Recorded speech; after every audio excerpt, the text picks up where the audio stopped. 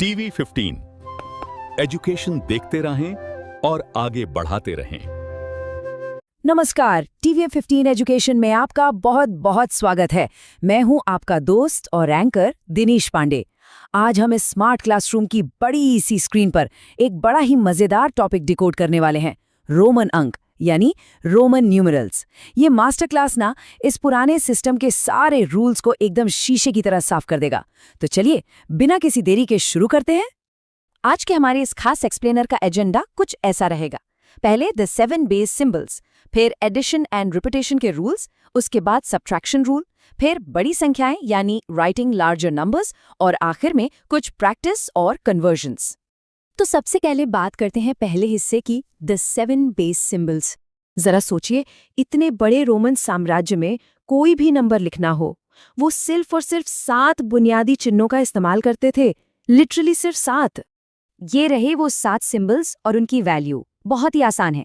आई का मतलब है 1, वी हो गया 5, एक्स है 10, एल मतलब 50, सी सेंचुरी यानी 100 के लिए, डी 500 और एम का मतलब है पूरा 1000। ये सातों तो आपको बिल्कुल फिंगर टिप्स पर याद होने चाहिए। लेकिन यहाँ एक बहुत बड़ा ट्विस्ट है। आज के टाइम में हम जो प्लेस वैल्यू सिस्टम या स्थानीय मान इस्तेमाल करते हैं ना, रोमन अंकों में वैसा कुछ नहीं होता। और बस इसी वजह से इन 7 अक्षरों से हर नंबर बनाने के लिए हमें कुछ पक्के रूल्स फॉलो करने पड़ते हैं। और यहीं से हम आते हैं अपने दूसरे टॉपिक पर, rules of addition and repetition. Rule number 1 बहुत ही सीधा है। जब भी किसी छोटे सिंबल को बड़े वाले के राइट साइड यानी दाईं तरफ रखा जाता है तो वो जुड़ जाते हैं। जैसे VI, V यानी 5 और उसके राइट में I यानी 1, तो 5 और 1 मिलकर बन गए 6। है ना सिंपल। रूल नंबर 2 कहता है कि अगर कोई सिंबल लगातार रिपीट हो रहा है तो उसे उतनी ही बार जोड़ लीजिए। जैसे XXX, यहाँ 10 3 बार आया है तो 10 + 10 + 10 सीधे सीधे हो गया 30। ओके, और अब समय है हमारी special TV 15 education broadcast alert का। ये वो गलतियां हैं जो अक्सर लोग कर देते हैं। पहली बात, कोई भी सिंबल 3 बार से ज्यादा रिपीट नहीं हो सकता, नो वे। और दूसरी, V, L और D, इनको तो कभी भी रिपीट नहीं करना है। ये रूल एकदम पत्थर की लकीर है। चलिए अब बढ़ते हैं तीसरे हिस्से की तरफ, द सब्ट्रैक्शन रूल यानी घटाने का नियम। ये रूल बड़ा ही काम का है क्योंकि 40 या 90 जैसे नंबर्स बिल्कुल इसी से बनते हैं। 11 से 100 तक की गिनती अगर आप देखेंगे तो इन्हीं रूल्स का परफेक्ट बैलेंस दिखेगा। तो घटाने का नियम ये है कि अगर कोई छोटा सिंबल बड़े के लेफ्ट साइड मतलब बाईं तरफ आ जाए तो समझ लीजिए उसे बड़े में से घटाना है। फॉर एग्जाम्पल IV, V यानी 5 के लेफ्ट में है I यानी 1, तो 5 में से 1 माइनस किया, बचे 4। एक और ब्रॉडकास्ट अलर्ट, घटाने के मामले में आप हर किसी को किसी से भी नहीं घटा सकते। V, L और D को तो कभी घटाया ही नहीं जाता।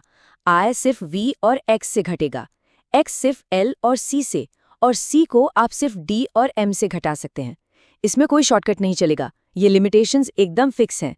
भाग 4, बड़ी संख्याएं लिखना। अब देखिए, M का मतलब 1000 है, लेकिन अगर हमें कई हजारों में कोई नंबर लिखना हो तो क्या करेंगे? हम किसी सिंबल को 3 बार से ज्यादा तो रिपीट कर नहीं सकते।